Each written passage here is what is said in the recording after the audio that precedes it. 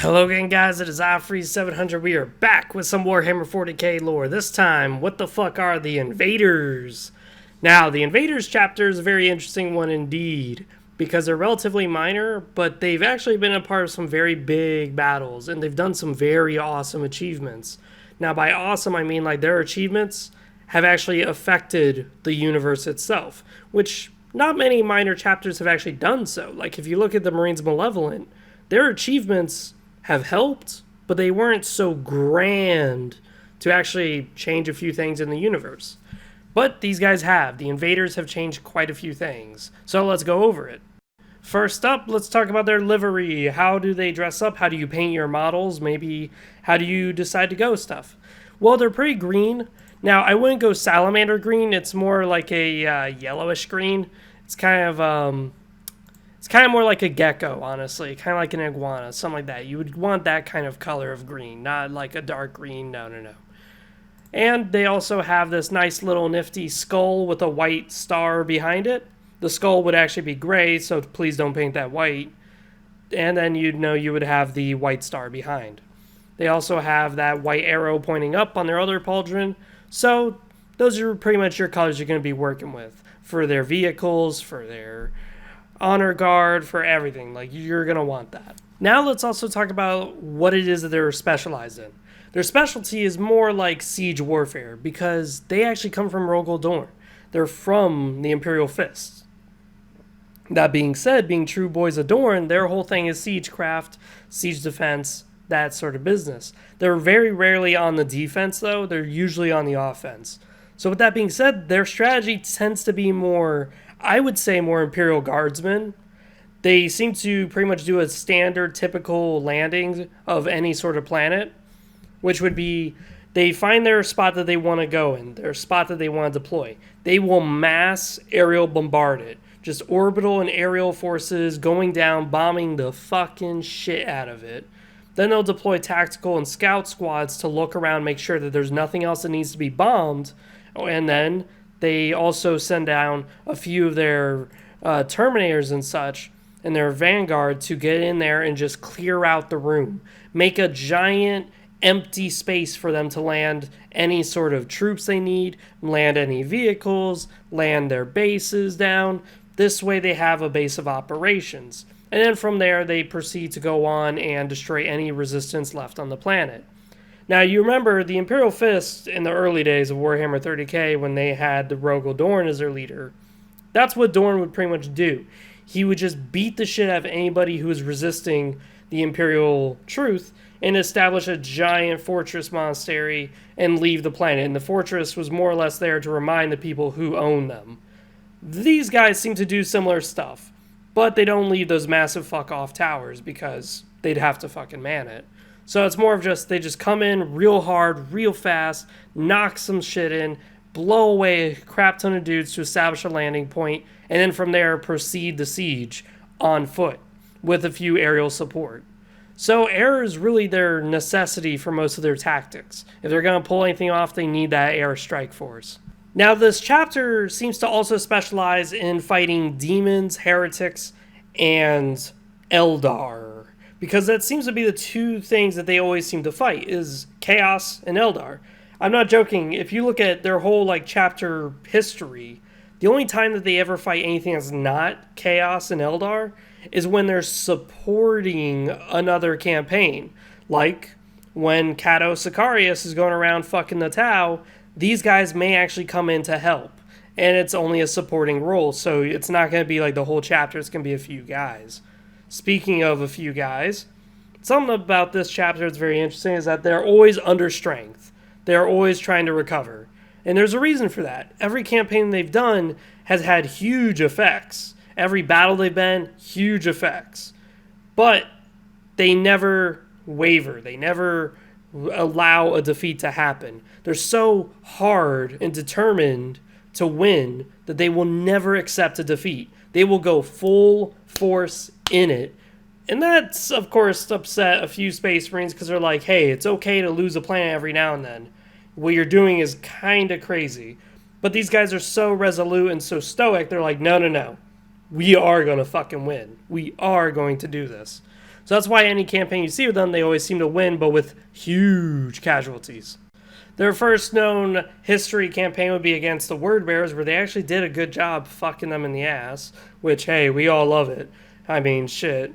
Hashtag blame Lorgar, right? So that's good. That's a good way to start. But it also goes into the mindset of the invaders. Many of their campaigns have dealt with chaos to the point that when they're on the Death Watch or when they're on other campaigns supporting other Space Marines, they've seemed to be a little bit paranoid. They've seemed to have gained a little bit of a paranoia regarding Chaos Marines to the point that they'll support you. They'll help you out, no problem. Great. But they're going to kind of keep an eye on you. And it's not because they don't trust you. It's because they're being wary. They're being alert. They're being paranoid. They're being so into fighting chaos that they've kind of started to grow to the idea that, hey, these guys might fall to chaos as well. We should probably keep an eye on them. If anything, that would sound very Rogel Dorn of these guys to do that, because that's pretty much what Dorn's whole shtick is he could write up a whole thesis on every individual Space Marine he's ever fucking met and say, just down to what was the last thing they ate in the fucking morning, and he can say exactly with certainty whether or not they're a good guy, they're going to fall, they're a little bit renegade. So I could see the invaders kind of getting that Rogel Dorn feel to them, where they're keeping an eye on their comrades, not because they outright suspect of heresy or betrayal, it's because they're just like that. They're like Rogel Dorn. They're just constantly aware of all the outcomes. They're constantly looking at everything that's going on, and they're measuring and seeing, hey, this guy might be a problem. We should probably keep an eye on him and just, keep the guns kind of pointed in his direction a little bit in case he decides to do something cheeky. Now, let's talk about their importance in Warhammer 40k. Craft worlds are extremely tough to invade. Even in Warhammer 30k, it took a lot. It takes titans, it takes a whole legion to invade a craft world. These guys actually destroyed a craft world, Idhare, by themselves. No support needed, which is fucking amazing. Like, are you shitting me? Craft worlds are so hard to fucking invade. And here it is that these guys just did it all by themselves. And for better or worse, they actually succeeded. They actually destroyed the craft world. Now, a lot of people have had issues with this because craft worlds are so heavily defended, as I've said. Like, they could require titans to get rid of. So how the fuck did these guys do it? Well, the craft world just got done fighting and taking major losses dealing with a high fleet. And the Imperium being the Imperium, their whole stratagem for dealing with the Eldar is to either get rid of them when they're weak or take over the whole universe. And then when there's literally no one else to target, then they'll switch and engage the Eldar. That's pretty much been the Imperial strategy as far as how to deal with the Eldar. Well, they just fell into one of the categories. The Idhari craft world fell into the category of they were so weak that the invaders took it upon themselves to swoop in and attack their asses. Now, interestingly enough, when they were fighting the Idhari, one of the craziest things happened was the Legion of the Damned arrived.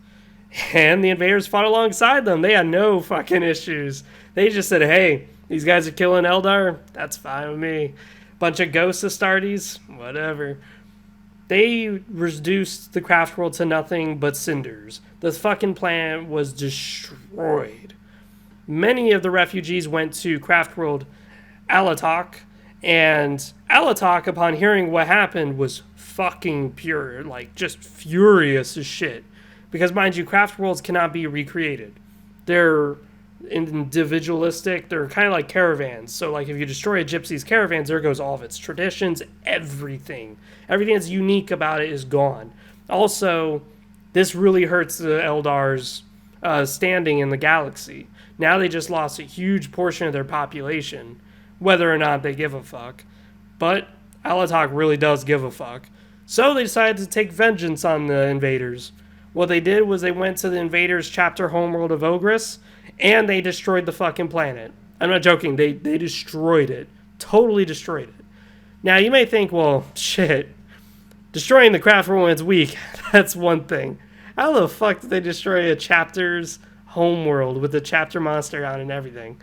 Well, it just so happens that karma seems to exist in the universe, and it said, fuck you, Invaders. Because what happened was the Invaders took such casualties from taking over Craftworld Idhare that they were severely under strength. So they went back to their chapter homeworld of Ogres to recuperate. Again, these guys do not accept defeat. They can't. They just can't. So they will dedicate all their firepower, all their troops onto one mission just to succeed. Well, while recovering on their homeworld Ogres 40 some years later, here comes Craftworld Alatok, and they're just like, hey, you remember what you did 40 years ago? We're going to return the favor. Yeah, around 3 companies survived the attack. So we're looking at around 300 Space Marines survived in the invasion of Ogres. Ogres completely wiped out. The planet's just gone. Now this chapter is a spacebound chapter. Severely under strength, but they are still dedicated to aiding in the fight. So they were attached to supporting roles for Nova Marines, supporting roles with the Grey Knights, supporting roles with a few others. But one thing's for sure, they are the one chapter that will never work with the Eldar. They hate the Eldar. And when it comes to Chaos, Ahriman took a shot at them recently. Damn near succeeded too. And they fucking pull it out of their asses and won because a small Grey Knight Strike Force came in and saved their ass. Now, saved is kind of a loose term, really, because of the 300 invaders that were left alive. You want to know how many lived after Ahriman's bullshit? Well, I'll tell you. You know, you got 300 Marines versus demons and sorcerers. Their power armor slightly protected them, and Grey Knights came to save the day. Oh, that leaves around 12. 12 Space Marines are left alive. Holy shit, this chapter's dead. Nope. The chapter's still alive. They're still rebuilding because now they have Primaris models. So, most likely, they've been reinforced by Robert Gilliman as their value, it shines. Their value shines bright like a fucking star. They have done such great work against Chaos. They're reliable, too. They don't falter. They don't break to Chaos. And despite being fucked several times, and despite their kind of craziness and never fucking retreating and never accepting a defeat, they do get results. Shit, destroying a craft world? That is insane. The fact that they did it, too, slightly under full strength, and they just took that whole fucking thing out, suffering a few hundred casualties, that's not bad. That is far from not bad. That's damn impressive. If anything, these guys are Rogel Dorn. That's established. But judging by their damn amazing record, you could honestly say, shit, these guys might be Emperor's Children. Because I remember in Emperor's Children, they used to do this shit. Fight at under strength, exceed their fucking expectations, but still complete the mission. Like when Fulgrim fought this alien race and decided to do it in less time than everyone else predicted, with less forces than everyone predicted. He did it, but it was by like the skin of his teeth. So I could see this chapter, some people at least, suggesting that maybe these guys aren't Rogel Dorn.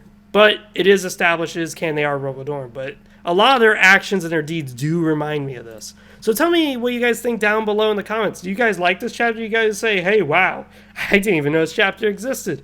Or you guys might just say, damn, these guys did so much work despite being so small. Holy shit. I want to play them now. So, with that being said, it's the Freeze 700. I am out. See you guys next time. And as always, keep subscribed.